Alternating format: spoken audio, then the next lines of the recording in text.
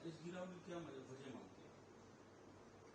देखिए, एक तो इसकी वजह मानते हैं कि स्टॉक मार्केट में जो कुछ उछाल आई है विगत कुछ दिनों में, उसमें हम एक फ्रॉथ और एक बबल का एलिमेंट मानते हैं कि थोड़ी बहुत कुछ अननेचुरल उछाल आएगी। लेकिन आज के जो 1600 पॉइंट का गिरावट बता रहे हैं, इसमें सबसे मुख्य कारण है कि ईरान ने कल 200 मिसाइल और ड्रोन अटैक से इजराइल के ऊपर हमला किया, और वो अभी ये आशंका है कि इजराइल भी इसका बदला लेगा, कुछ भयानक आक्रमण करेगा। तो वैश्विक स्तर पे पूरी सब जगह अनिश्चितता का माहौल हुआ है। खास करके आप देख रहे हैं कि भारतीय स्टॉक मार्केट गिरे हैं, और इसमें भी हमारा मानना है कि कुछ स्टॉक्स हैं जो इजरायली कनेक्शन जिसका है और ऑयल बेस्ड स्टॉक्स हैं, उसमें कुछ ज़्यादा गिरावट आने वाले दिनों में कुछ ज़्यादा गिरावट देखने को मिल सकती है। सर, क्रूड ऑयल की कीमतें भी काफ़ी चढ़ी हैं इस ईरान और इसराइल की लड़ाई के बाद। तो उस पर क्या आउटलुक है आपका? क्रूड ऑयल की कीमतों में लगातार गिरावट आई थी।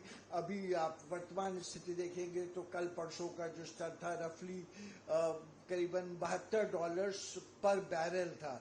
अभी जो अनिश्चितता का माहौल रहा है, इससे यह आशंका है कि ये बहुत तेजी से ऊपर बढ़ सकता है और $80 प्रति बैरल या उससे भी ज्यादा जा सकता है।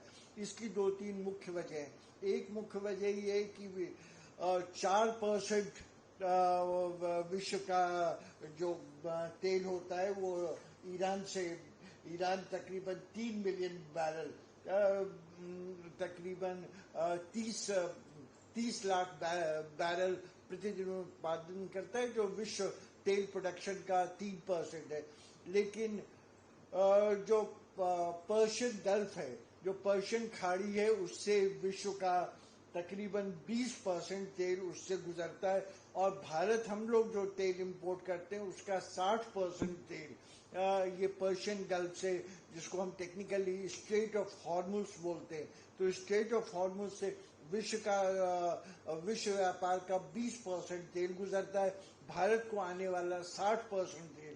तो ये बहुत बड़े आंकड़े हैं। इससे भारत में विश्व में काफी अनिश्चितता का संकट की आशंका बढ़ी है, और सबको आने वाले दिनों में बहुत सोच समझकर कदम उठाना पड़ेगा।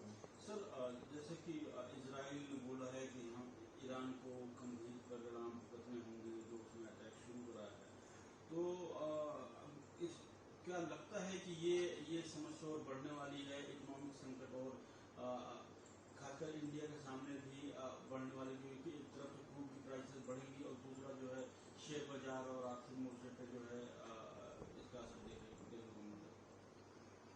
हाँ, आने वाले दिनों में हमारी मान्यता है कि ये संकट गहराएगा और इसके और विकराल परिणाम आ सकते। लेकिन सभी लोग अभी इस चीज में अनिश्चितता का माहौल है। इजराइल अटैक करेगा, दोबारा बदला लेगा, इसके बारे में तो कोई शक नहीं। लेकिन वो उस हमले का, उस अटैक का क्या स्वरूप होगा, किस समय होगा, कितनी विकरालता होगी, ये कहना अभी मुश्किल है। इसमें जो सबसे देखने वाली बात है, दो बहुत सेंसिटिव सेक्टर्स हैं ईरान के। जो एक तो उसके न्यूक्लियर प्लांट्स हैं जहाँ पे न्यूक्लियर पावर का उत्पादन होता है, उसके न्यूक्लियर अस्त्र हैं, और दूसरा उसके जो ऑयल प्रोड्यूसिंग प्लांट्स हैं, इंफ्रास्ट्रक्चर का जो बहुत अहम हिस्सा है। अगर इन दोनों पे कुछ अटैक हुआ तो इसके बहुत घातक परिणाम निकलेंगे। फिर ये लड़ाई कहाँ तक जाएगी कहना बहुत मुश्किल है। फिर ईरान उसका बदला लेगा।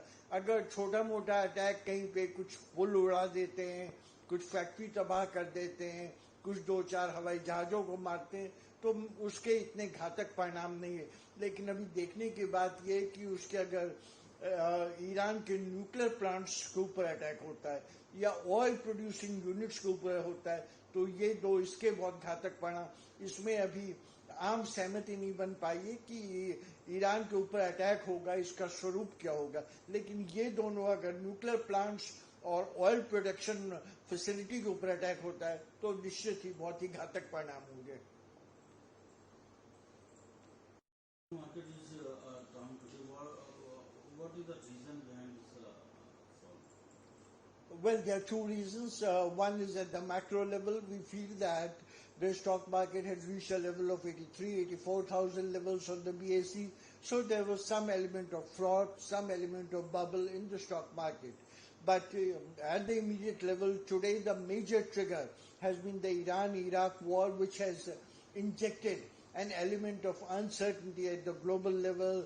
The stock market has taken a tumble, and particularly stocks with the Iranian connection, stocks with the Israeli connection, oil marketing companies going forward, these could see a much greater fall in the days ahead.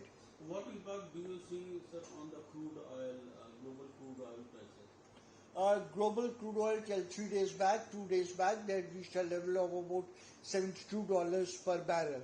But because of the element of uncertainty, because of the heightened incertitude that we see all around us in the wake of this war taking a turn for the worse, we foresee that oil prices could rise steeply, and going ahead they could also reach a level of something like from $72 a barrel.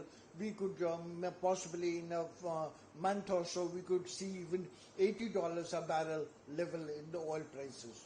In future, in a short term, do you see that this issue is going to escalate more? Yes, this issue could escalate more, but there are a lot of attempts being made at the global level to contain this war within manageable proportions. One thing which is difficult to predict is how savagely, how aggressively Israel will react. There are two ways to go in this war. If Israel attacks nuclear installations of Iran or hits the oil producing units, then all bets are off and things would take a turn for the worse.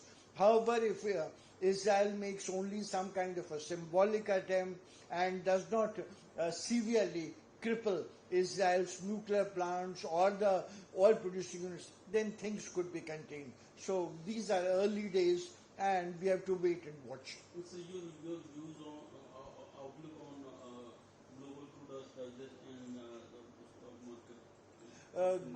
Global crude oil prices, they are definitely in for some kind of an upswing. Iran produces 3 million barrels per day, which means roughly 3% of total oil production of the world. But more importantly, about 20% of global oil production passes through the Strait of Hormuz. In case of India, 60% of the oil which we import passes through this Strait of Hormuz. So obviously, all this injects an element of uncertainty in the global oil dynamics, and global oil prices could rise steeply. Stock market, there could be an element of sell-off, particularly in the oil-based sectors, and also stocks which have an Iranian or Israeli connection.